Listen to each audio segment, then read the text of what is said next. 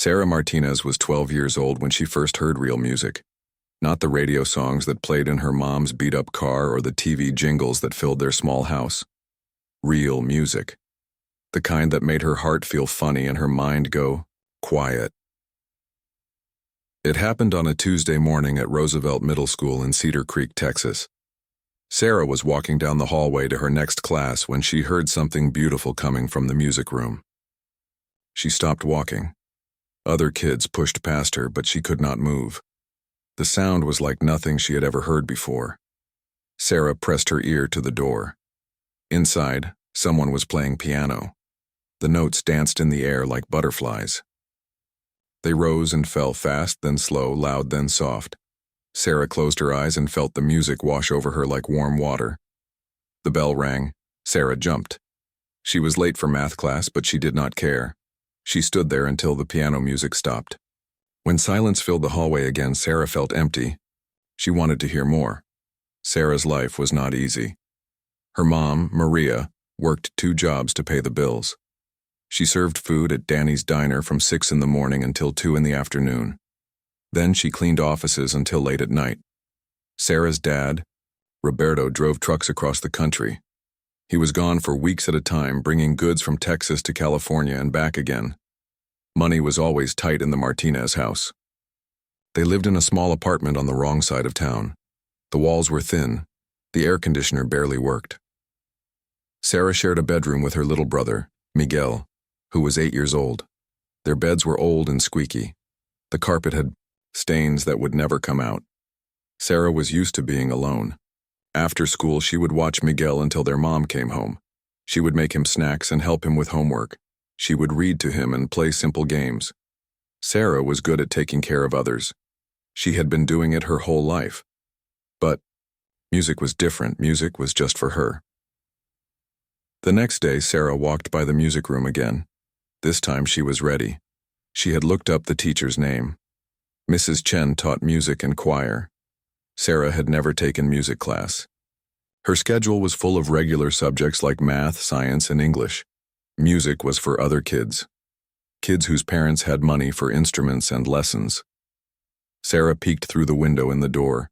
Mrs. Chen was alone in the room. She sat at an old piano, playing something soft and pretty. Her fingers moved across the keys like they were dancing. Sarah watched, amazed. How did she know which keys to press? How did she make it sound so beautiful? Mrs. Chen looked up and saw Sarah at the window. Sarah's face turned red. She started to run away, but Mrs. Chen opened the door. "Hello there," Mrs. Chen said with a smile. "Were you listening to the music?" Sarah nodded. She could not speak. She was too embarrassed. "Would you like to come in?" Mrs. Chen asked. Sarah looked down the hallway. She was supposed to be in study hall. But study hall was boring. She just sat there doing homework or staring at the clock. "I guess so," Sarah said quietly. Mrs. Chen's classroom was small but cozy. Posters of famous musicians covered the walls. There were pictures of people playing different instruments, violins, flutes, drums, and guitars.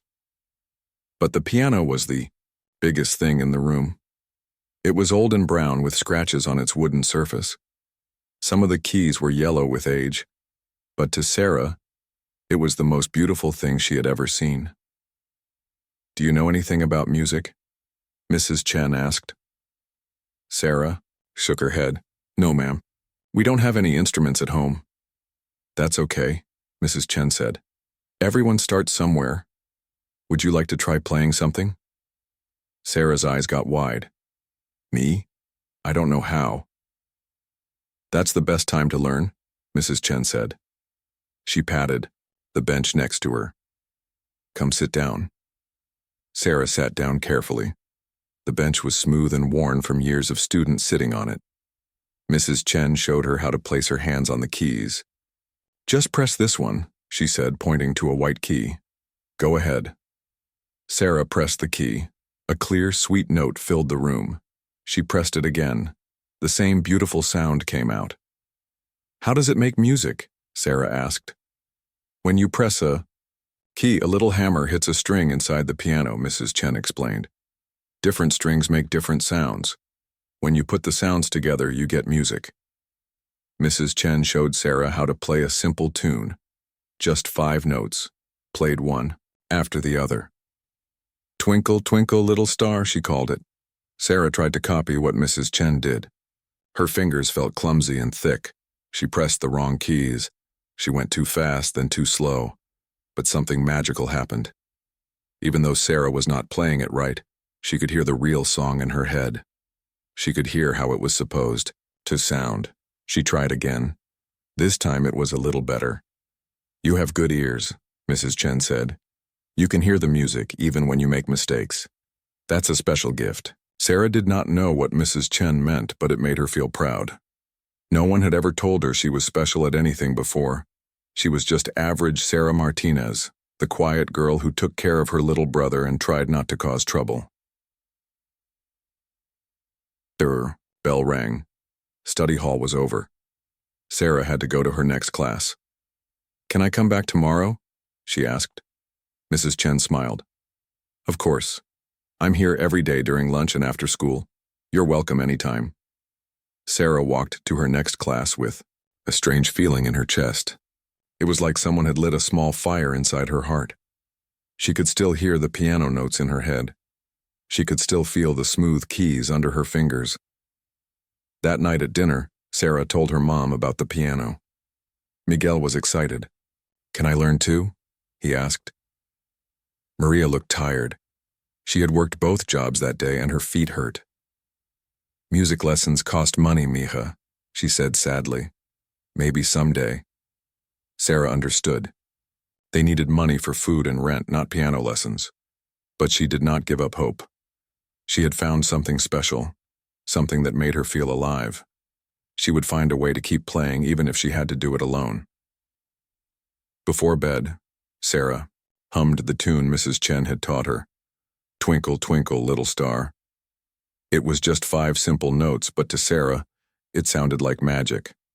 She fell asleep with music in her dreams, not knowing that this was just the beginning of something wonderful. Sarah could not stop thinking about the piano. Every day at lunch, she went to Mrs. Chen's classroom. At first, she just listened while Mrs. Chen played different songs. Sometimes other students were there too, practicing for the school choir. But Sarah only had eyes for the piano. After a week, Mrs. Chen let Sarah try playing again. This time, she taught her a new song. "Mary Had a Little Lamb." It was easy, with just 3 different notes. Sarah practiced it over and over until her fingers remembered where to go. "You learn very fast," Mrs. Chen said one day. "Have you been practicing at home?" Sarah shook her head. "We don't have a piano." Mrs. Chen looked thoughtful. "Well, you must be practicing in your head. That's good too." Sarah was practicing in her head. Every night before bed, she would imagine sitting at the piano. She would move her fingers like she was pressing keys. She would hear the music in her mind.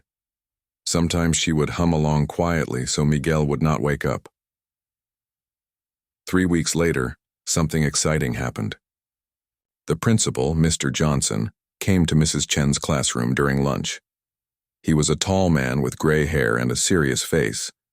Sarah was practicing chopsticks when he walked in. She stopped playing immediately. "Don't stop," Mr. Johnson said with a smile. That sounded very good. Mrs. Chen and Mr. Johnson talked quietly in the corner while Sarah pretended to practice.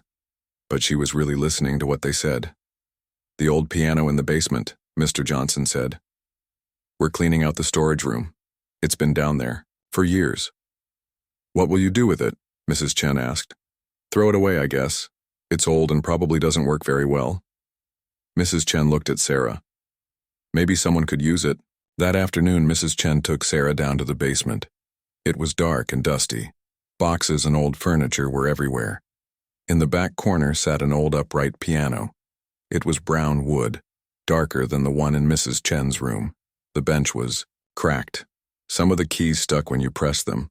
But when Mrs. Chen played a few notes, it still made music. "It needs work," Mrs. Chen said. "But it could be fixed."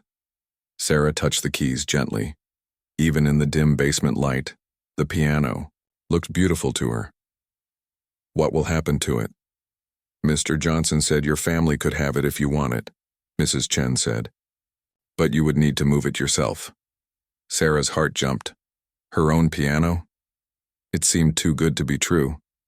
But then she remembered her family's tiny apartment. Where would they put a piano?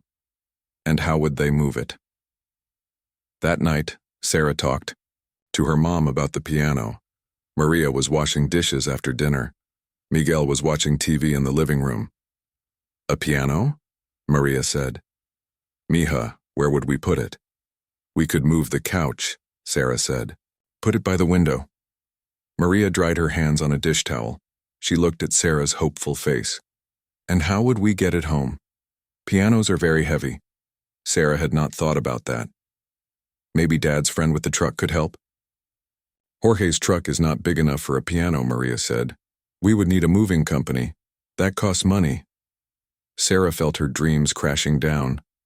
Of course it would cost money. Everything good always cost money. But Maria saw the sadness in her daughter's eyes. Let me talk to your father when he calls tonight, she said. Maybe we can figure something out. Roberto called that evening from a truck stop in Oklahoma. Sarah listened while her mom explained about the piano. Roberto was quiet for a long time. How much does she want this? Roberto asked. She talks about music all the time, Maria said. It's all she thinks about. I'll be home this weekend, Roberto said. Let me see what I can do. Sarah barely slept that night. She was afraid to hope too much. But she could not stop imagining the piano in their living room. She could see herself practicing every day after school. She could hear the music filling their small apartment. Friday came. Roberto was supposed to be home by evening. Sarah waited by the window watching for his truck. When she finally saw the big red truck turn into their parking lot, she ran outside.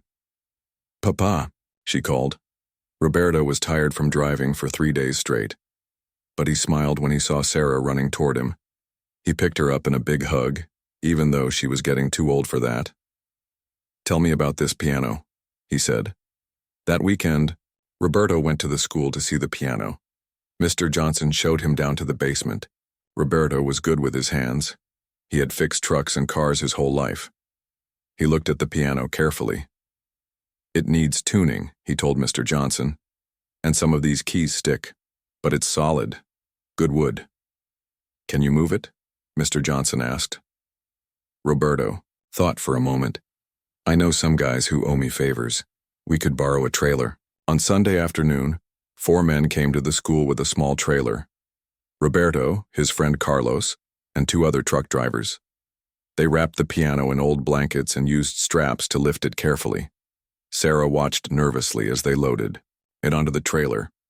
Don't worry, Mija, Carlos said. We move heavy things every day. At home, they had to take the piano apart to get it through the apartment door. Roberto and Carlos removed the legs and the top. Piece by piece, they carried Sarah's piano into their living room. Maria had moved all the furniture around. The couch was against one wall. The coffee table was in the corner. Right by the window, where the afternoon sun came in, was a perfect space for the piano. It took 2 hours to put it back together. When they were done, Roberto sat on the cracked bench and pressed a few keys. Some of them made no sound. Others sounded wrong, like they were tired. It needs a piano tuner, Roberto said. That will cost some money, but not too much. Sarah did not care that some keys did not work. She did not care that it was old and scratched. It was her piano, in her own home. She sat down and played Twinkle, Twinkle, Little Star. Even with the broken keys, it sounded like the most beautiful song in the world. That night, after Roberto's friends went home, the Martinez family sat in their living room looking at the piano. Miguel poked at the keys, making random sounds. Maria smiled as she watched her children. I'll call the piano tuner this week, Roberto said. And Sarah, you need to promise me something. What, Papa? You need to practice every day. If we're going to have a piano in our house, someone needs to play it. Sarah nodded seriously. I promise. 2 weeks later, a piano tuner came to their apartment. His name was Mr. Peterson, and he was very old. He had been tuning pianos for 50 years. He spent 3 hours working on Sarah's piano, adjusting strings, and fixing the keys that stuck. When he was done, he played a short song. Every note was clear and beautiful. "There you go," he said to Sarah. "Good as new." That evening, Sarah sat at her piano and played everything she had learned. Twinkle, twinkle, little star. Mary had a little lamb. Chopsticks. Each song sounded perfect now. Mrs. Chen came to visit the next week. She was amazed to see the piano in Sarah's living room. "It looks wonderful here," she said. "You're very lucky." Sarah knew she was lucky, not just because she had a piano, but because she had a family who believed in her dreams. Even when money was tight, even when things were hard, they had found a way to help her. "Now the real work begins," Mrs. Chen said. "Are you ready to learn some harder songs?" Sarah smiled and placed her hands on the keys. "I'm ready." Having a piano at home changed everything for Sarah. Every morning before school, she would practice for 30 minutes. Every afternoon when she got home, she would sit at the piano until dinner time.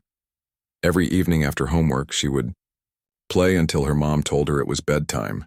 Mrs. Chen gave Sarah new songs to learn each week.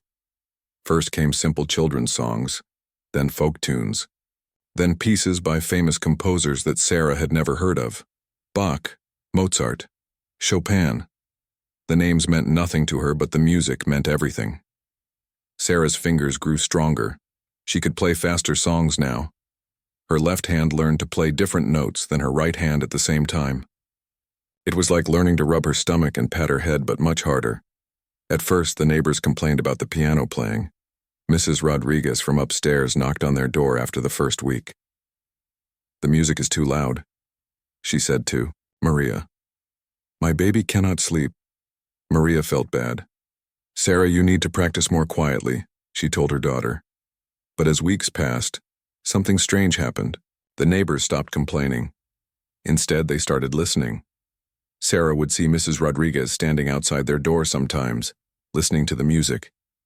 Mr. Kim from next door would open his window when Sarah practiced in the afternoons. One day, little Anna from downstairs knocked on their door. She was only 6 years old. "Can I watch Sarah play piano?" she asked her mom. Soon Anna came by every day after school. She would sit quietly on the couch while Sarah practiced. Sometimes other kids from the apartment building would come too. Sarah's living room became like a small concert hall. At school, other students started to notice Sarah too. She was no longer just the quiet girl who sat in the back of the class. She was the girl who could play piano. "Will you play something for us?" asked Jessica, one of the popular girls in Sarah's grade. Sarah was too shy at first, but Mrs. Chen encouraged her to play for the class. During music period, Sarah sat at the classroom piano and played a piece by Bach. It was called Minuet in G major. The notes danced and sparkled like sunlight on water. The whole class was quiet while she played. When she finished, everyone clapped. Even Tommy Rodriguez, who usually made fun of everything, said, "That was really cool." Mrs. Chen was amazed at how fast Sarah learned. "You have natural talent," she told Sarah one day, "but you also work very hard. That's a special combination." "What does that mean?" Sarah asked. "It means you could be really good at this, better than just playing for fun." Mrs. Chen started giving Sarah harder music, pieces that professional musicians played, songs that took weeks to learn instead of days. Sarah's practice time grew longer. 2 hours after school, sometimes 3 hours on weekends. Her family was patient. Miguel learned to do his homework quietly while Sarah practiced. Maria would listen to the music while she cooked dinner. Roberto, when he was home, would sit in his chair and close his eyes while Sarah played. "It makes the whole house feel peaceful," he said. By the end of 7th grade, Sarah was playing pieces that high school students usually learned. Mrs. Chen started talking about piano lessons with a real teacher. "I can only teach you so much," Mrs. Chen explained. "You need someone who knows more than I do." The problem was money. Real piano teachers were expensive, $50 for one lesson, sometimes more. The Martinez family could not afford that, but Mrs. Chen had an idea. She knew a piano teacher named Elena Vulkoff who lived in town. Elena had been a famous pianist many years ago in Russia. Now she taught a few students from her home. "She's very good," Mrs. Chen said. "But she's also very strict. She only takes serious students." Mrs. Chen called Elena and told her about Sarah. Elena was not interested at first. "I don't teach beginners," Elena said. "She's not a beginner anymore," Mrs. Chen said. "Let me bring her to meet you. Just listen to her play." Elena finally agreed to hear Sarah play. The meeting was set for a Saturday afternoon. Sarah was nervous all week. What if this famous teacher did not like her playing? What if she said Sarah was not good enough? Elena lived in a big house on the nice side of town. It had a front yard with green grass and flowers. Sarah had never been in a house so fancy. Elena herself was elegant and tall, with gray hair pulled back in a tight bun. She wore a long black dress and spoke with a Russian accent. "So you are the girl who thinks she can play piano," Elena said. It was not a question. Sarah nodded. She was too nervous to speak. Elena's living room had two grand pianos. They were black and shiny, much bigger than Sarah's old upright piano. Elena pointed to one of them. "Play something for me," she said. Sarah sat at the bench. The keys felt different, under her fingers, heavier, more responsive. She played the Bach minuet that she knew well. Then she played a piece by Mozart that Mrs. Chen had taught her. Elena listened without saying anything. Her face showed no expression. When Sarah finished, Elena was quiet for a long moment. "You have good fingers," Elena said finally. "And you understand the music. But your technique is terrible." Sarah felt her heart sink. She had practiced so hard. "However," Elena continued, "technique can be fixed. Understanding cannot be taught. You either have it or you don't." Elena walked to the other piano and played the same Mozart piece that Sarah had just played. But when Elena played it, it sounded completely different. Every note was perfect. The music seemed to float in the air. "This is how it should sound," Elena said. "Are you willing to work very hard to learn?" Sarah nodded. "Yes, ma'am." "Lessons are $60 each," Elena said. "Once a week." Sarah's heart sank again. There was no way her family could afford that much money every week. But Elena saw Sarah's face fall.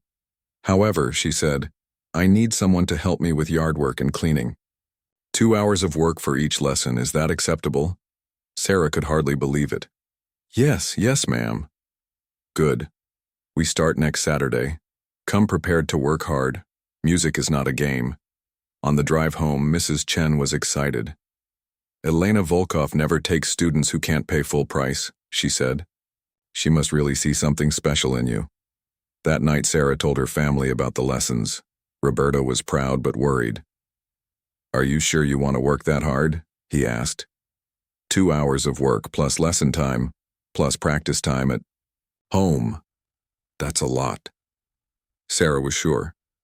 This was her chance to learn from a real teacher. Someone who had played in concert halls around the world. "I want to do it," Sarah said. The next Saturday, Sarah arrived at Elena's house with work clothes and her music books. Elena put her to work immediately. Sarah raked leaves, pulled weeds, and washed windows for 2 hours. The work was hard, but Sarah did not complain. Then came the lesson. Elena was tough.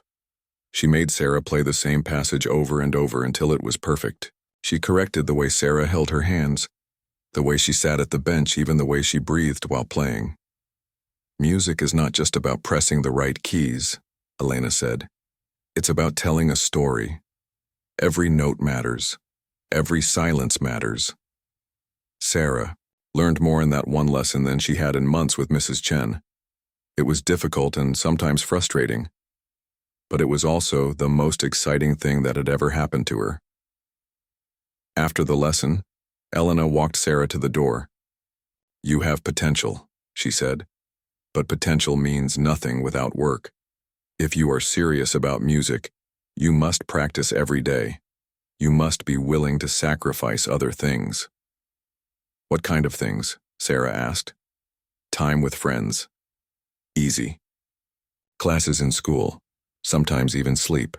Music demands everything if you want to be truly good. That night, Sarah thought about what Elena had said. Was she willing to sacrifice other things for music? She looked at her piano, sitting by the window in their small living room.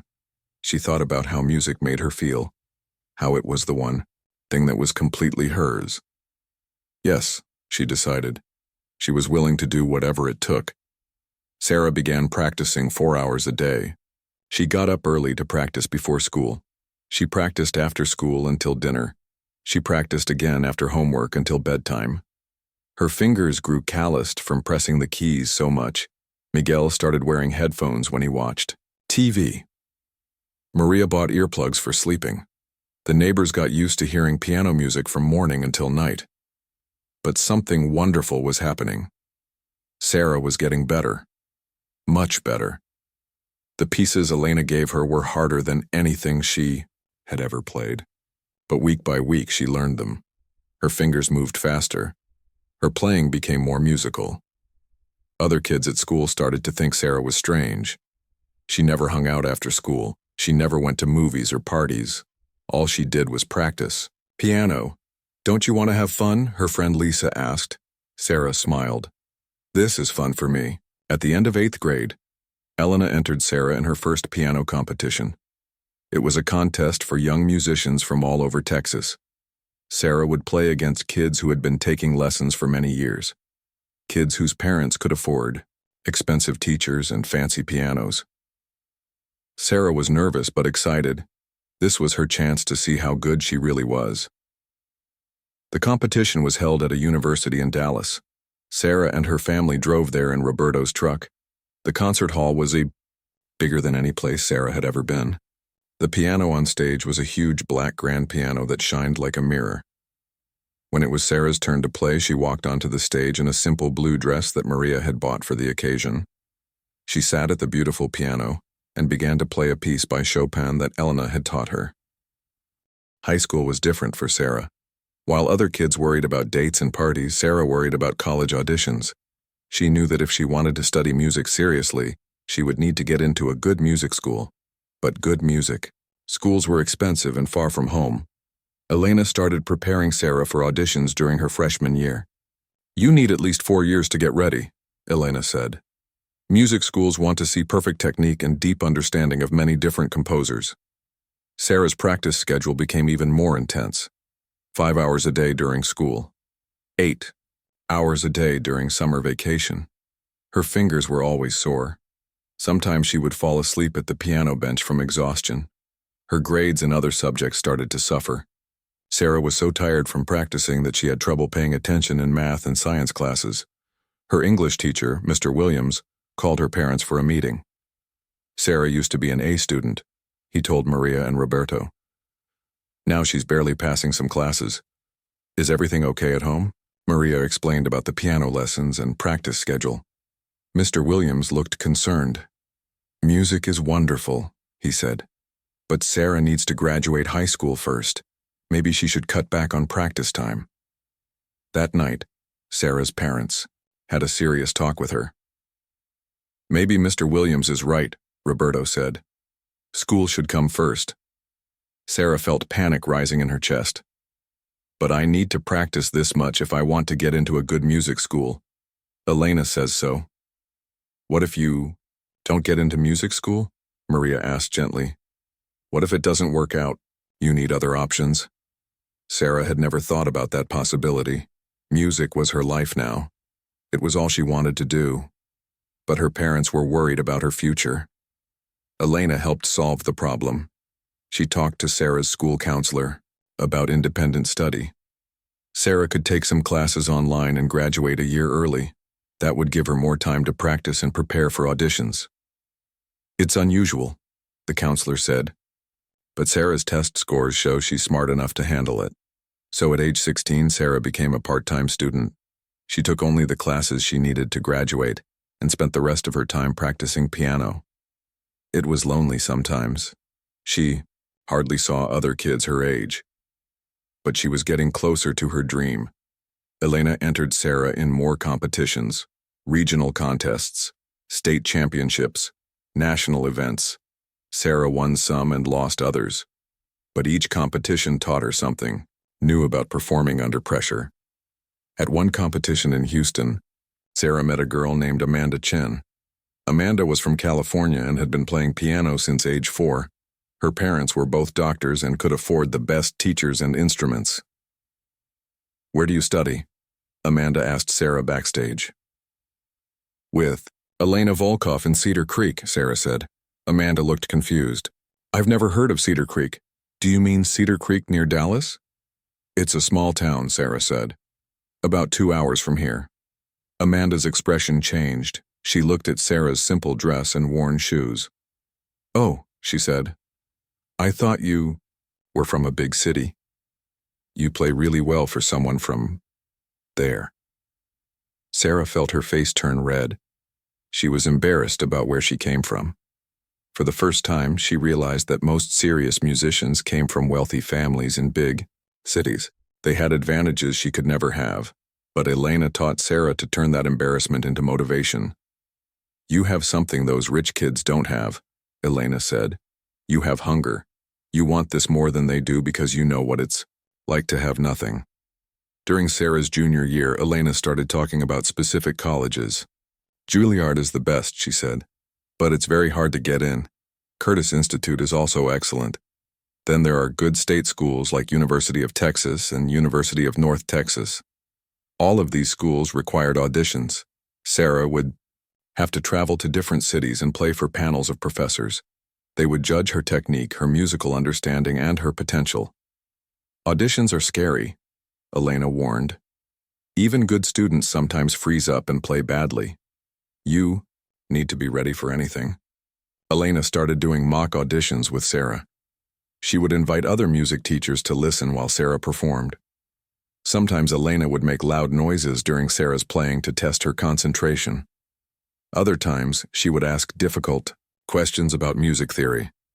"The professors will try to see how you handle pressure," Elena explained. "Music is a tough career. They want students who won't give up when things get hard." Sarah learned to stay calm even when unexpected things happened.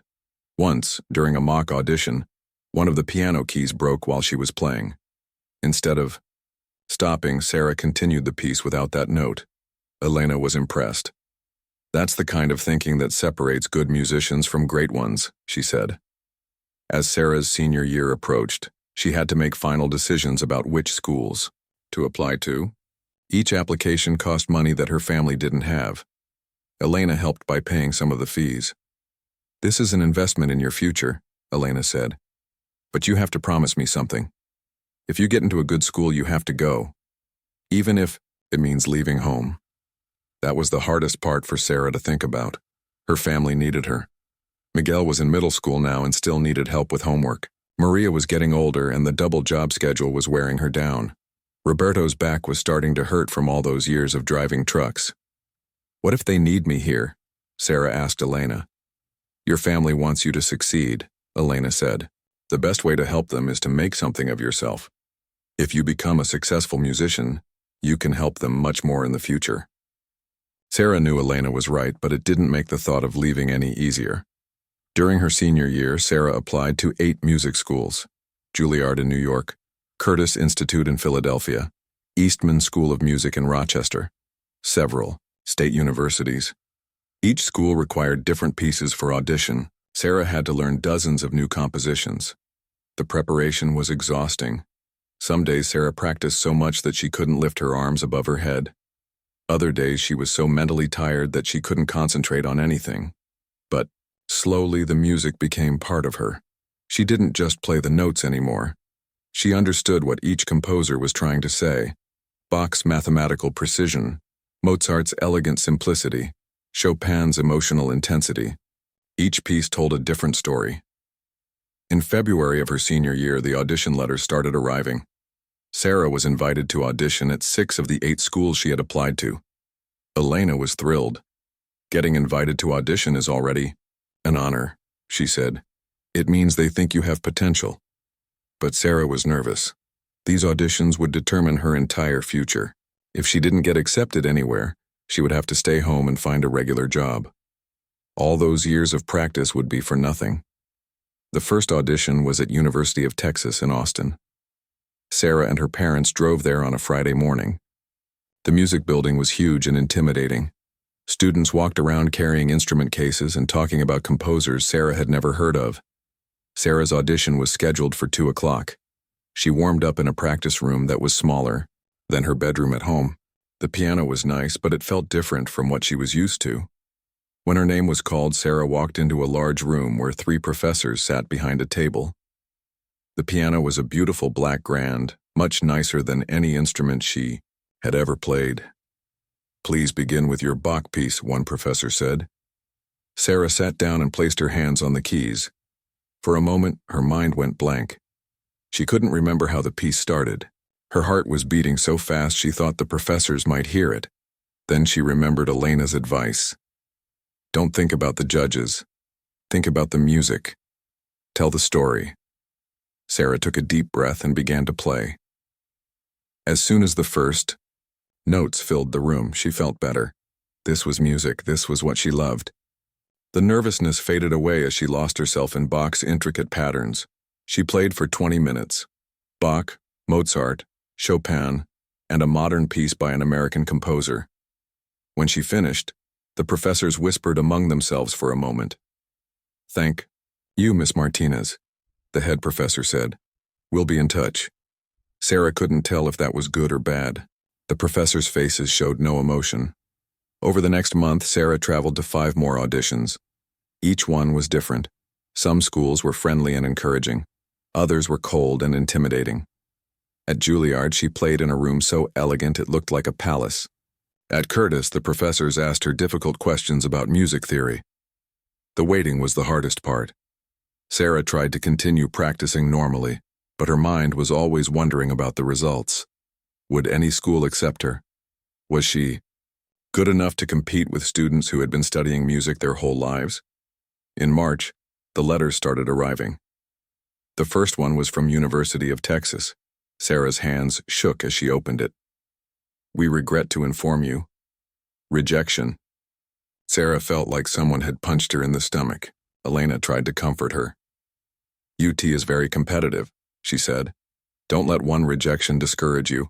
But more rejections followed. Eastman said no. So did 2 other state schools. Sarah began to panic. What if none of the schools wanted her? Then, on a Thursday afternoon in late March, a thick envelope arrived from Curtis Institute. Thick envelopes usually meant good news. Sarah was afraid to open it. September came too quickly. Sarah packed her life into 2 suitcases and a small bag for her music books. The night before she left for Philadelphia, the whole family sat together in their living room. No one wanted to go to bed. "Call us every week," Maria said for the 10th time that day. "I will, Mama," Sarah promised. Miguel had made her a card with a drawing of a piano on it. Inside he wrote, "Play good music for the fancy people," in his messy handwriting. Sarah tried not to cry when she read it. Roberto drove her to the airport the next morning. It was Sarah's first time on an airplane. As the plane lifted off from Dallas, she watched her home state get smaller and smaller below her. Everything she loved was down there, getting further away. Philadelphia was huge and busy. So many people, so many cars, so much noise. Curtis Institute was in the middle of the city, surrounded by tall buildings and busy streets. Sarah felt lost. Before she even got out of the taxi, her dorm room was tiny, smaller than her bedroom at home. She shared it with a girl named Jennifer who was from Boston. Jennifer had been playing piano since she was 3 years old. Her parents were both musicians. "Where are you from?" Jennifer asked while unpacking her designer clothes. "Texas," Sarah said. "A small town called Cedar Creek." Jennifer looked puzzled. "I've never heard of it. Who was your teacher?" "Elena Vulkoff," Sarah said. "Never heard of her either," Jennifer said. "I studied at New England Conservatory Prep Program. My teacher was Dr. Harrison Mills. He's very famous." Sarah unpacked her simple clothes and put her few music books on the desk. Jennifer had boxes and boxes of sheet music, expensive editions of classical pieces. Sarah had photocopies and borrowed books. The first day of classes was overwhelming. Sarah had never been around so many talented musicians. In the hallway, she heard students playing instruments she had never seen before. The level of skill was incredible. Everyone seemed to know things that Sarah had never learned. Her first piano lesson was with Professor Margaret Steinway. Professor Steinway was elderly and elegant, with white hair and expensive jewelry. Her studio was beautiful, with Persian rugs and antique furniture. The piano was a concert-grade Steinway worth more than Sarah's family's apartment. "Play something, for me," Professor Steinway said after Sarah introduced herself. Sarah chose a Chopin piece that Elena had taught her. She thought she played it well, but Professor Steinway stopped her after just a few measures. "Who taught you to hold your hands like that?" she asked. "My teacher, Elena," Sarah said. "In Texas." Professor Steinway shook her head. "This is all wrong. Your wrist position, your finger curve, even the way you sit. We'll have to start over from the beginning." Sarah felt her confidence crumble. Elena had taught her for 4 years. "Had everything been wrong? Don't look so sad," Professor Steinway said, but not unkindly. "You have natural musicality. That's rare and valuable. But your technique needs work. A lot of work." The next few weeks were the hardest of Sarah's life. Professor Steinway made her practice simple exercises for hours, scales and arpeggios that seemed boring after the complex pieces she was used to playing. Her hands had to relearn everything. Meanwhile, her other classes were equally challenging. Music theory with Professor Chen was like learning a foreign language. Sarah had learned to play by ear and instinct. Now she had to understand the mathematical relationships between notes and chords. Music history was taught by Dr. Robertson, who expected students to know hundreds of composers and their works. Sarah had learned about the famous ones, Bach, Mozart, Beethoven, but she had never heard of composers like Scriabin or Messiaen that other students discussed casually. The worst part was feeling stupid. Sarah had been the best musician in her small town. At Curtis, she was behind everyone else. Students would reference pieces she had never heard.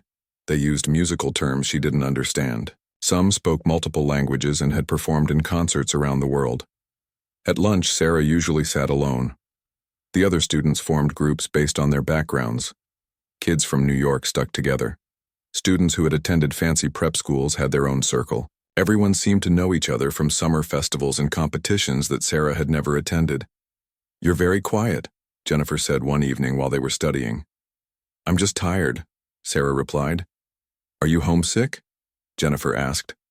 Sarah nodded. She was more than homesick. She was beginning to wonder if she belonged at Curtis at all. The feeling got worse during her first masterclass. Once a week, students performed for each other and received criticism from professors. Sarah had to play a Mozart sonata in front of 15 other students. She practiced the piece for hours, but when she sat down to perform, her hands were shaking.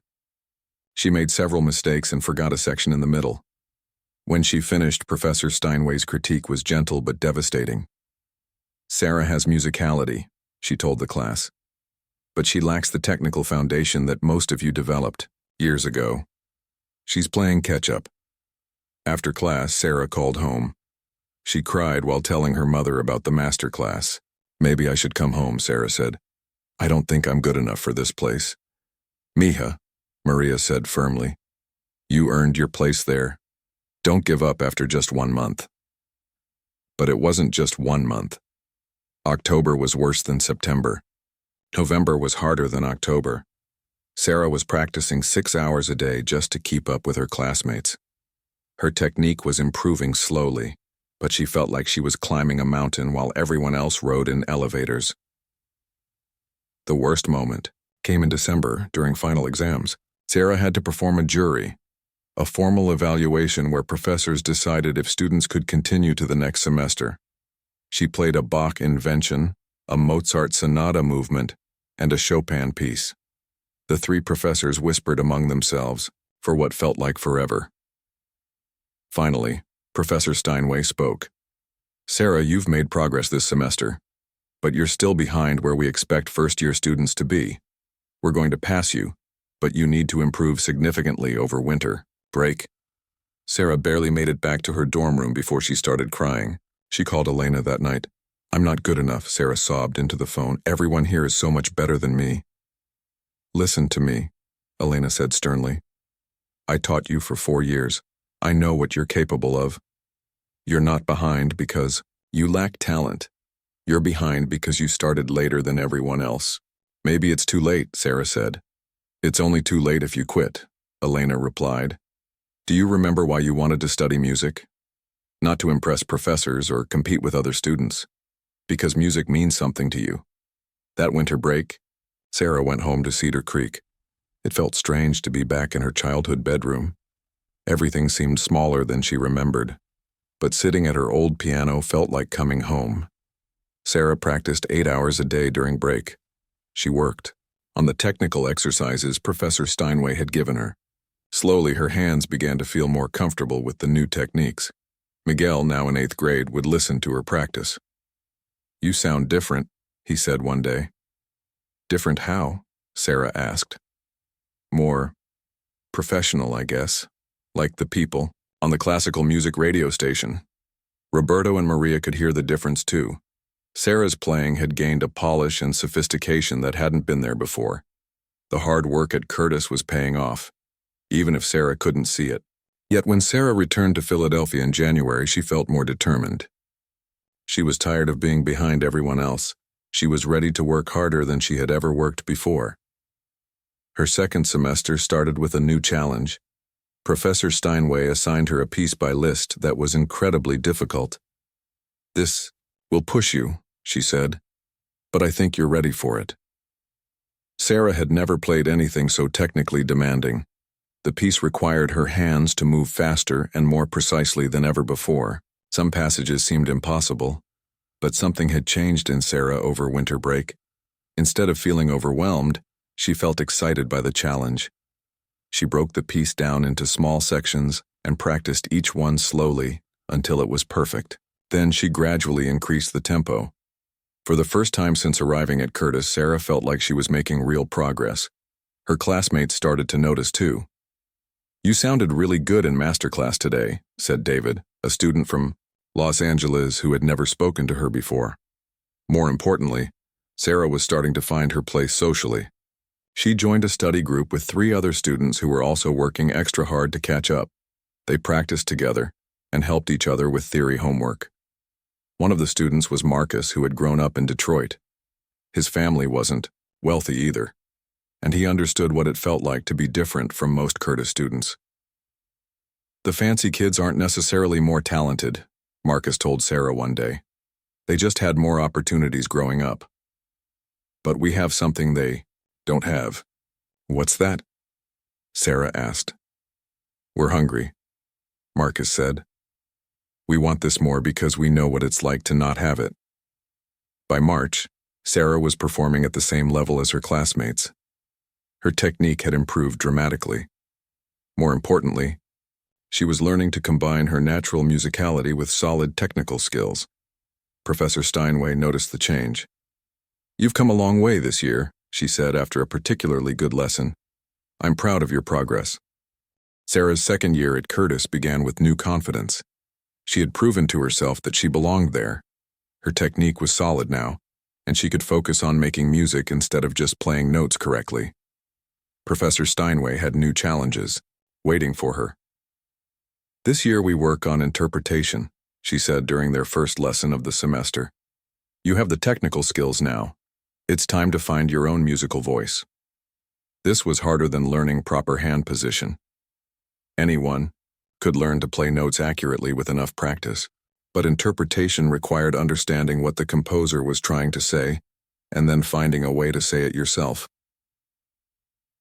Sarah started listening to recordings of great pianists. She spent hours in the library comparing how different musicians played the same pieces. Vladimir Horowitz played Chopin with incredible power and drama. Arthur Rubinstein made everything sound effortless and elegant. Each pianist had a different way of expressing the music. You can't copy other pianists, Professor Steinway warned. You have to find what the music means to you personally. This was confusing at first. How could Sarah find personal meaning in a piece that Mozart wrote 250 years ago? But slowly, she began to understand. When she played Mozart's sonata in a major, she thought about the joy she felt when she first learned to play piano. The bright, cheerful melody reminded her of discovering music for the first time. When she played Chopin's Nocturne in E-flat major, she thought about missing her family. The beautiful, sad melody captured the feeling of being far from home. The music became a way to express emotions that were hard to put into words. Her classmates noticed the change in her playing. "You sound like yourself now," Marcus said after hearing her perform in masterclass. "Before, you sounded like you were trying to copy someone else." Sarah's grades improved significantly during sophomore year, but more importantly, she was enjoying music again. For a while at Curtis, practicing had felt like work. Now it felt like play, the way it had when she was 12 years old and first discovering the piano.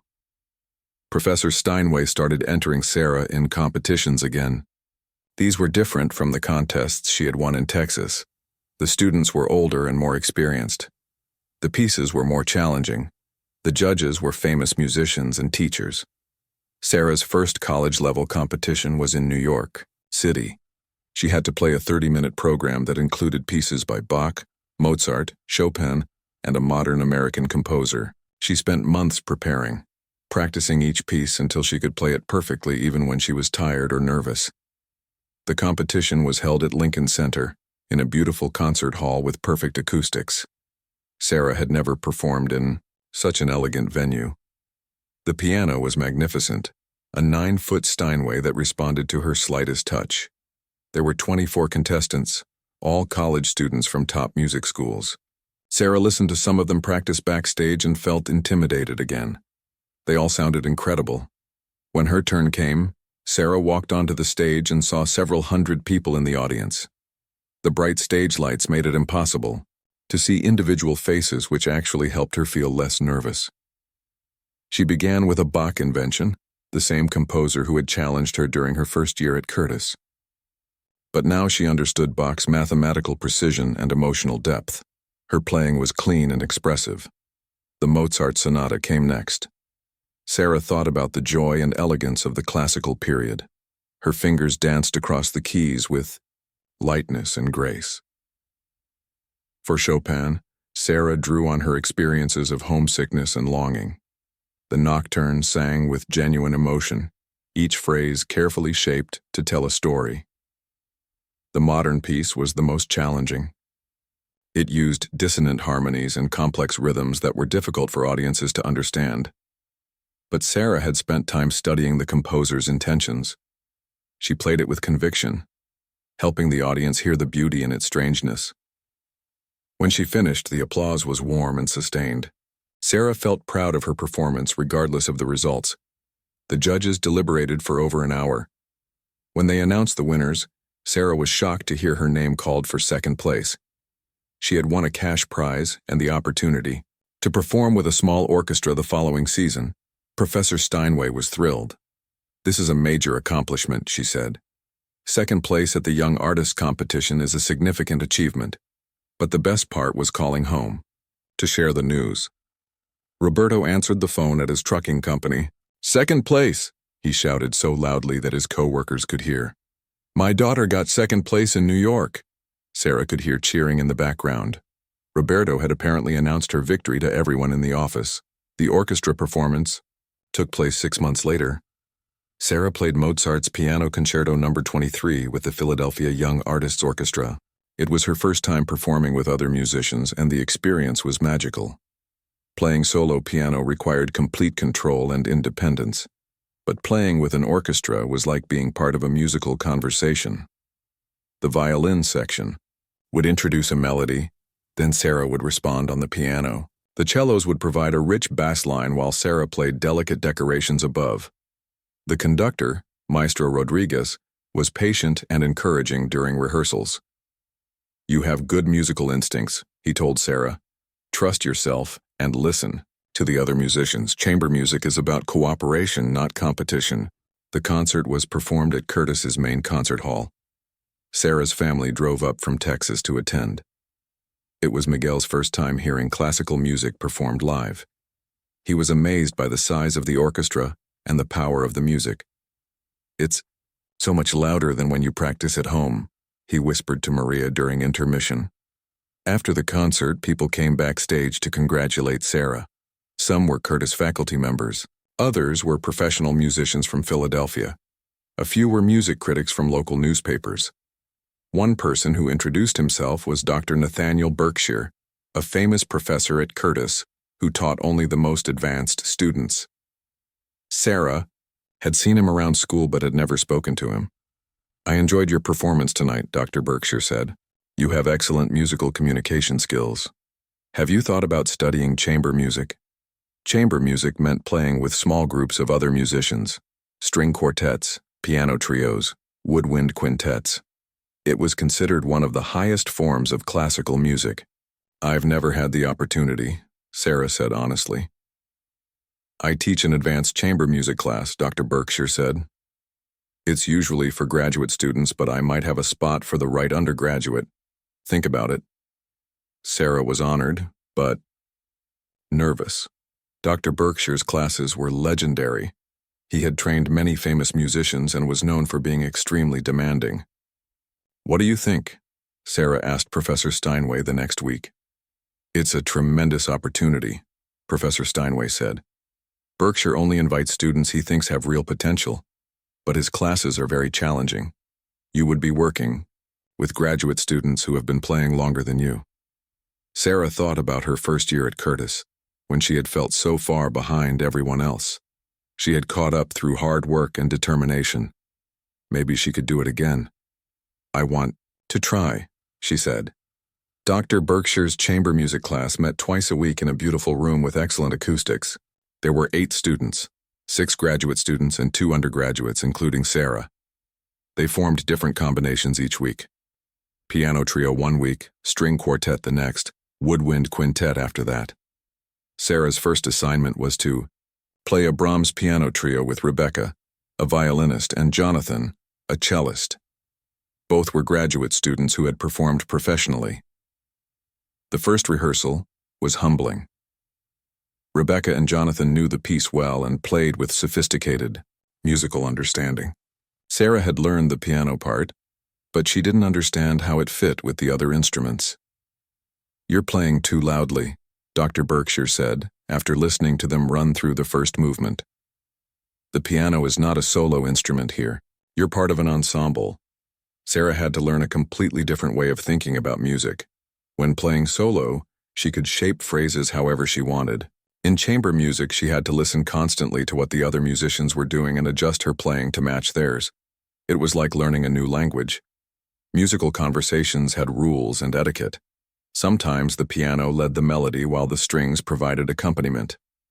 Other times the strings carried the tune while the piano added harmonic support. Gradually, Sarah began to understand the subtle communications between musicians. A slight nod indicated the start of a new section. A raised eyebrow meant slow, down a little. Eye contact helped coordinate difficult rhythmic passages. Dr. Berkshire was a demanding teacher, but he was also incredibly knowledgeable. He could explain the historical context of every piece they played. He understood the relationships between composers and could help students see connections they had never noticed. Brahms was influenced by Schumann's use of cross rhythms, he would say, then demonstrate at the piano how one composer's ideas had influenced another. Sarah's playing became more sophisticated under Dr. Berkshire's guidance.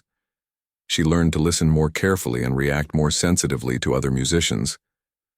Sarah's junior year brought an unexpected opportunity that would change everything. Dr. Berkshire called her into his office on a crisp October morning, just as the Philadelphia leaves were turning golden.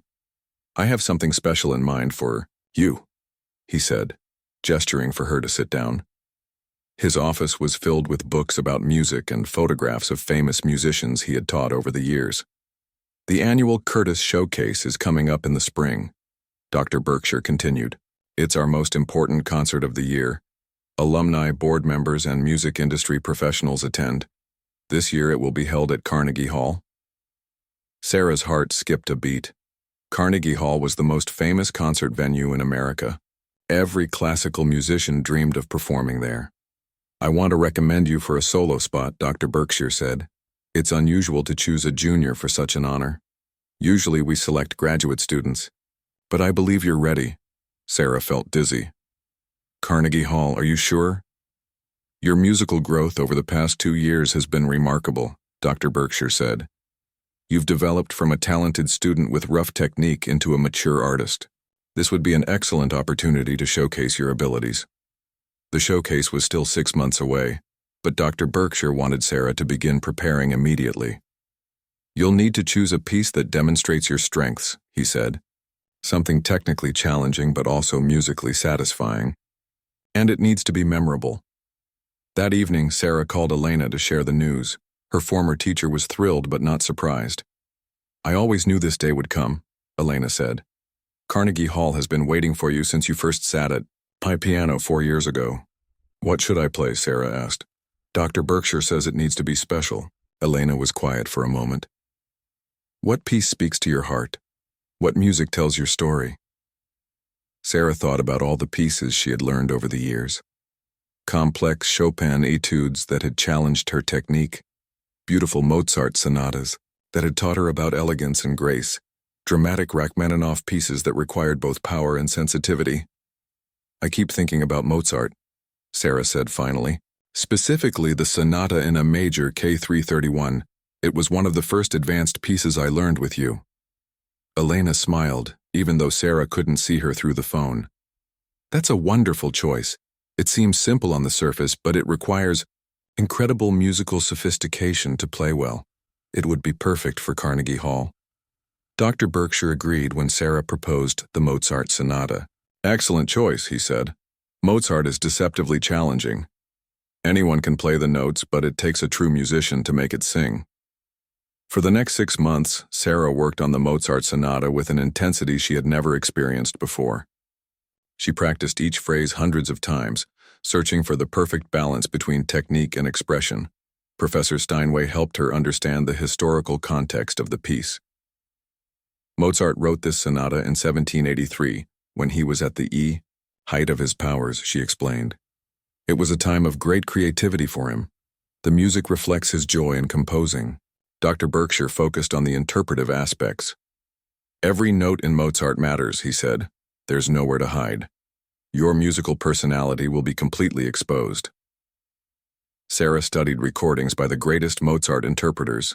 She listened to how they shaped phrases, how they balanced melody and accompaniment, how they created dramatic contrasts within the classical style. But she also remembered Elena's advice about finding her own voice. She couldn't just copy what other pianists had done. She had to discover what the music meant to her personally. As she worked on the piece, Sarah began to see connections between Mozart's sonata and her own musical journey. The first movement started simply, like her early days learning Twinkle, Twinkle, Little Star. But it gradually became more complex and sophisticated, just as her own playing had developed. The slow second movement was deeply emotional, reminding Sarah of the homesickness she had felt during her first year at Curtis. The fast final movement was full of joy and energy, like the excitement she felt now about her future in music. Word spread around Curtis that Sarah would be performing at Carnegie Hall. Her classmates were impressed and perhaps a little jealous. Solo spots at the showcase were rare honors. How does it feel to know you'll be playing on the same stage as Horowitz and Rubinstein? Jennifer asked one day while they were studying. Sarah hadn't thought about it that way, but it was overwhelming to consider. The greatest pianists in history had performed on the Carnegie Hall stage. Now she would be joining that tradition. As the date approached, Sarah's practice sessions became more intense. She worked on every detail of the Mozart sonata, from the grandest gestures to the smallest ornaments. Dr. Berkshire had her perform it weekly in masterclass, refining her interpretation. You're overthinking it, he said during one of their final lessons. You know this piece perfectly. Now you need to trust yourself and just make music. 2 weeks before the concert, Sarah's family arrived in Philadelphia. Roberto had taken time off from trucking. Maria had arranged for her sister to cover her shifts at the diner. Miguel, now a high school freshman, was excited to see his sister perform in such a famous venue. Are you nervous?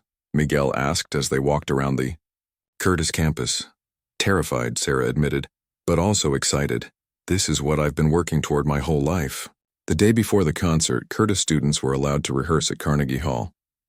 Sarah walked onto the famous stage for the first time and felt overwhelmed by the history of the place. The hall was empty except for a few technicians setting up lights, but she could imagine it filled with an audience. The piano was magnificent, a concert grand Steinway that had been perfectly maintained. When Sarah played her first notes, the sound filled the hall beautifully. The acoustics were perfect, allowing every subtle detail to be heard clearly. Dr. Berkshire sat in the audience section during her rehearsal. "How does it feel?" he called, up to the stage. "Like home," Sarah said, surprising herself with the answer. Despite the grandeur of the venue, sitting at the piano felt natural and comfortable.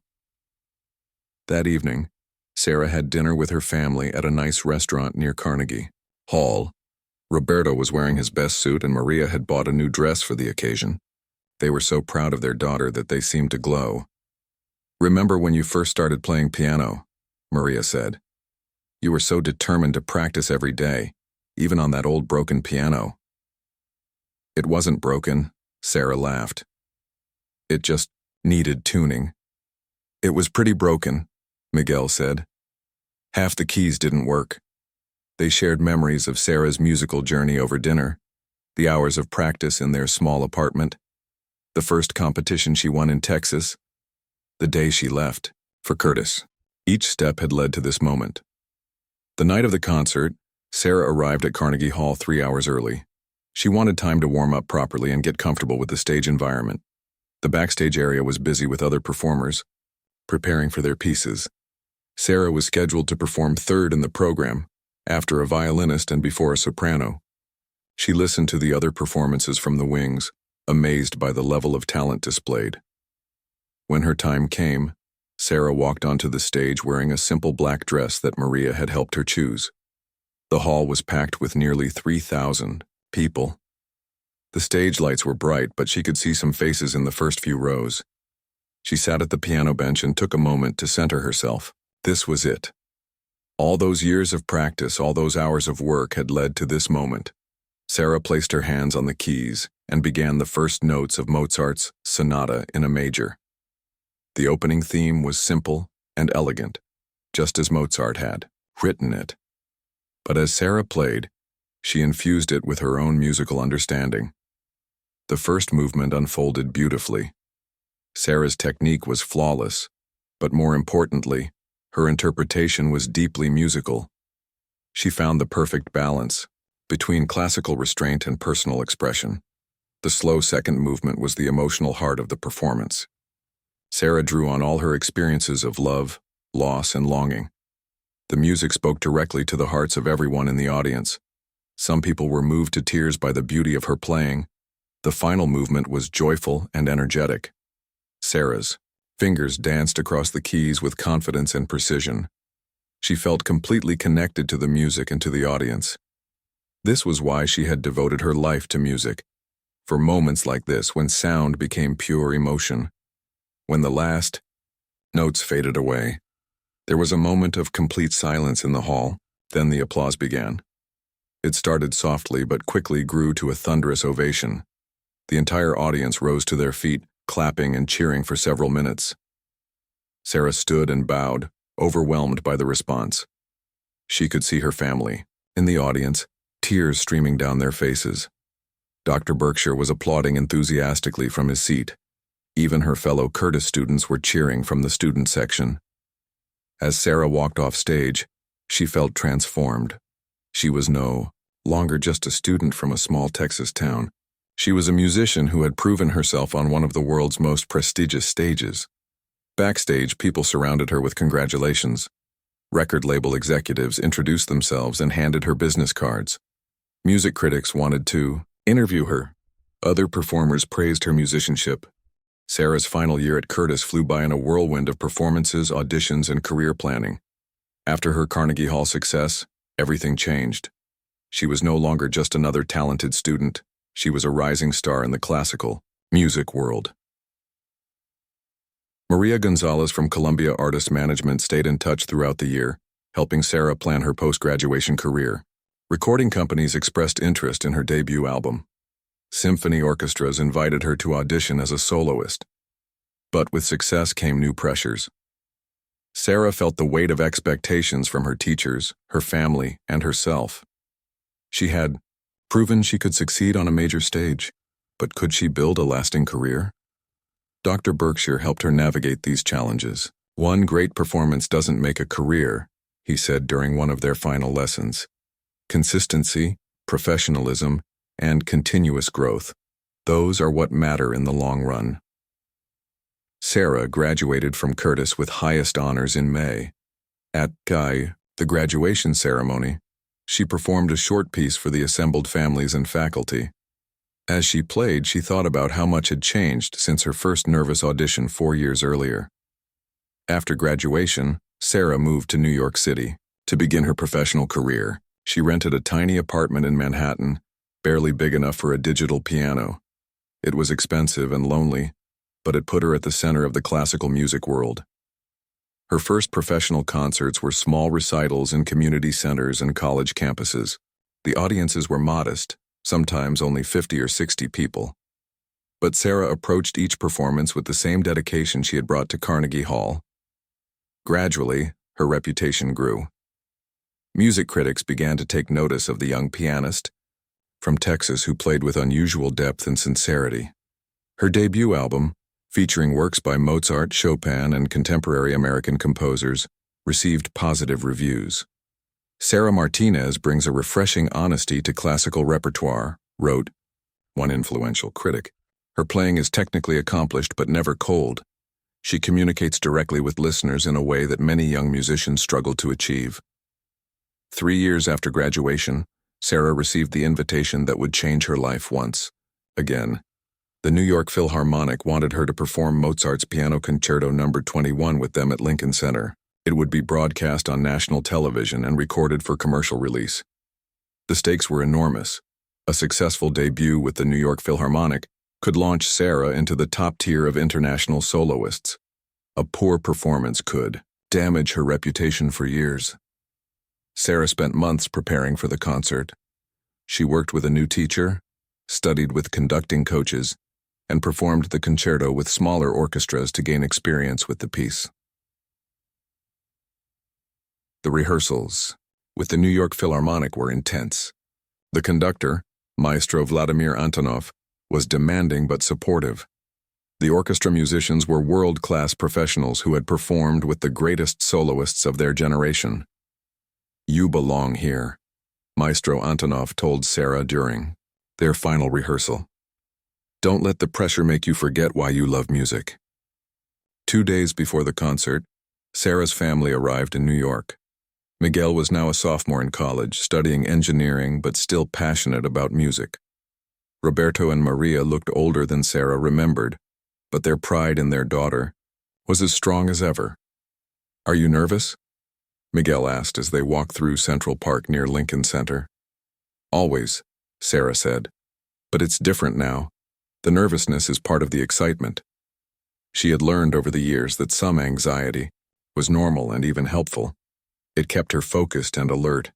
The key was channeling that energy into the music instead of letting it interfere with her performance. The night of the concert, Sarah arrived at Lincoln Center 4 hours early. She wanted plenty of time to warm up and mentally prepare. The backstage area was familiar now. She had performed there several times in smaller venues. As she practiced in her dressing room, Sarah thought about the journey that had brought her to this moment. The little girl who had pressed her ear to a school music room door. The teenager who had practiced on a broken-down piano in a cramped apartment. The college student who had struggled to catch up with her classmates. Each challenge had made her stronger. Each setback had taught her something important about perseverance and resilience. She was ready for this moment not just because of her talent, but because of everything she had overcome along the way. 30 minutes before the concert began, Sarah put on her concert dress, an elegant black gown that Maria had insisted on buying for her daughter's Lincoln Center debut. As she looked at herself in the mirror, She saw not just a pianist but a young woman who had achieved something extraordinary. The call came for her to go on stage. Sarah walked through the corridors of Lincoln Center, past photographs of legendary performers who had graced these halls. Soon her picture might join them. She could hear the audience settling into their seats as she waited in the wings. Nearly 3,000 people had come to hear the concert. Millions more would watch the television broadcast. The orchestra took their places on stage. Maestro Antonoff emerged to warm applause. Then it was Sarah's turn. She walked onto the stage of Avery Fisher Hall to thunderous applause. The audience rose to their feet even before she had played a note.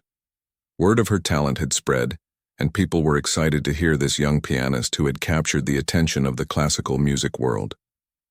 Sarah sat at the piano, another magnificent Steinway, and waited for the conductor's downbeat.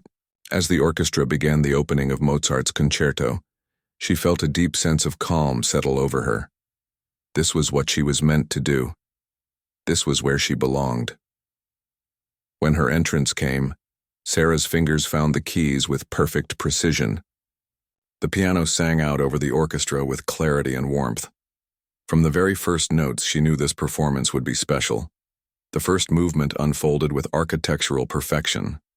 Sarah and the orchestra were perfectly synchronized, creating a musical conversation of extraordinary beauty. Her technique was flawless, but more importantly, her interpretation brought fresh insights to this beloved concerto. The slow second movement was the emotional heart of the performance.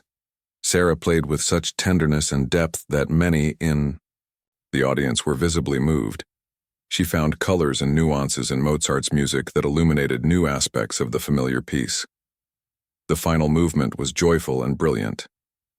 Sarah's fingers danced across the keyboard with apparent effortlessness, though she knew every note represented hours of careful preparation. The orchestra responded to her energy, and together they built to a thrilling conclusion. When the final chord rang out, the silence lasted for several heartbeats.